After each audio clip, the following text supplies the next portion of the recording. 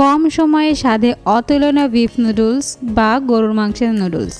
এখন আর শুধুমাত্র রেস্টুরেন্টে নয়, আপনিও খুব সহজেই আমার ভিডিওটা সম্পূর্ণ দেখলে বানিয়ে ফেলতে পারবেন স্পাইসি মজাদার বিফ নুডলস বা গরুর মাংসের নুডলস। মাংসটা যদি বাসায় আগে থেকে রান্না করা থাকে তাহলে মাত্র 5 মিনিটেই তৈরি করতে পারবেন সুস্বাদু এই বিফ নুডলস। কিভাবে সহজেই সুস্বাদু গরুর মাংস রান্না করবেন তার ভিডিও লিংক আমি ডেসক্রিপশনে দিয়ে দিব, চাইলে দেখে নিতে পারেন। চলুন কথা না বাড়িয়ে চলে যাই রান্নাতে।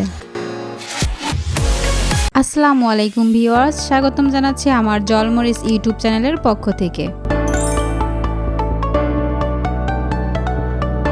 এখানে আমি নিচ্ছি 1 প্যাকেট ককোলা নুডলস।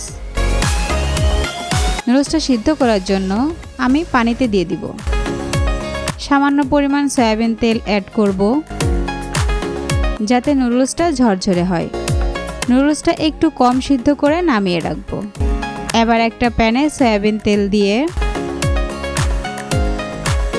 তার মধ্যে কয়েকটা পেঁয়াজ কুচি, কাঁচামরিচ কুচি,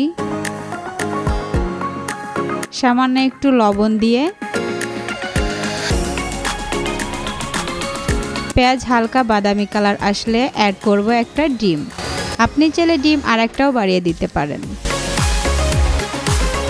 ডিমের মধ্যে সামান্য পরিমাণ লবণ ছিটিয়ে পেঁয়াজের সাথে ডিমটা ভালোভাবে ভেজে নিব। কিছু সময় ভাজির পরে দিয়ে দিচ্ছি রান্না করে রাখা গরুর মাংস। আমি মাংসের ঝোল সহ দিয়ে দিচ্ছি, এতে করে নুডলসে মাংসের আলাদা একটা ফ্লেভার আসে।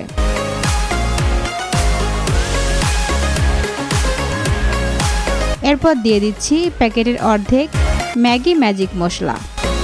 ঝোলের পরিমাণ শুকিয়ে গেলে এর মধ্যে দিয়ে দিব সিদ্ধ করা নুডলস। কিছুক্ষণ নেড়েচেড়ে